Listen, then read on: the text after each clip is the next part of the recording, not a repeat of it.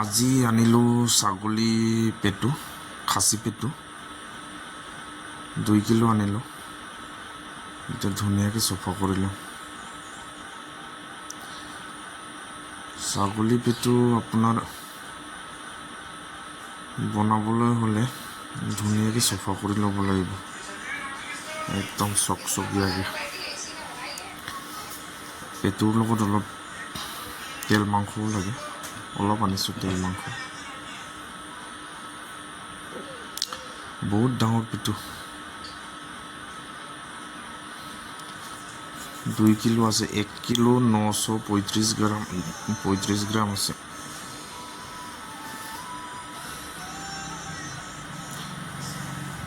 এইটো আমি গাদু বুলি কওঁ, গাদু।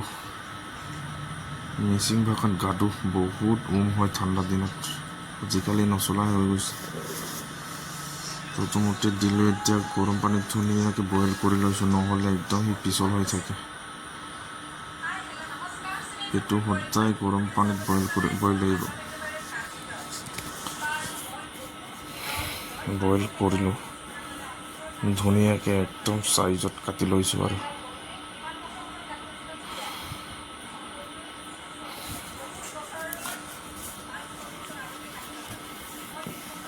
কাটি কুটনাটো অকণমান গণ্ডগোল দিছে। কাটি বেচেৰা সিও ক'তবাই খাল হৈ গৈছেগৈ যে, সেইটোৰ কাৰণে কিছুমান জেগাত নলগা হৈছে।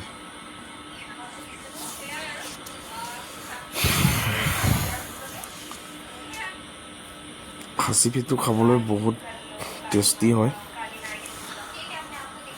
আপোনালোকেও বনাই খাই চাব। প্ৰায় খায়েই চাগে আপোনালোকেও।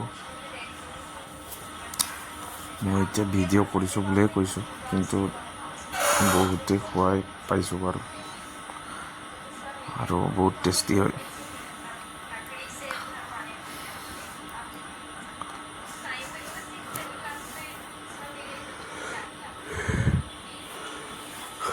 দুই কিলো ধৰ আৰু 70 গ্ৰামমান কম, 60 গ্ৰামমান।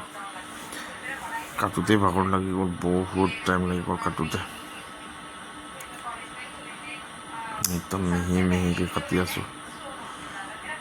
এইটো হ'ল সৰু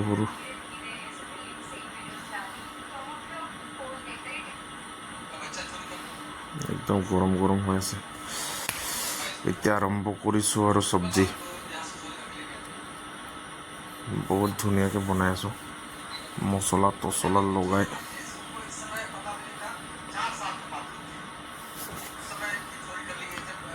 অকণমান বেলেগ টাইপত বনাইছোঁ, গোটাকৈ ভেকুৰি দিছোঁ। এইটো মোৰ ফেভাৰেট বস্তু হয়, অকল মই খাবৰ কাৰণে আৰু।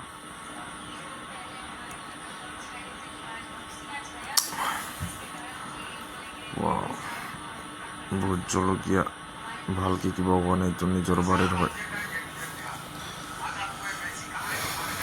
ইমান বুঢ়া হোৱা নাই।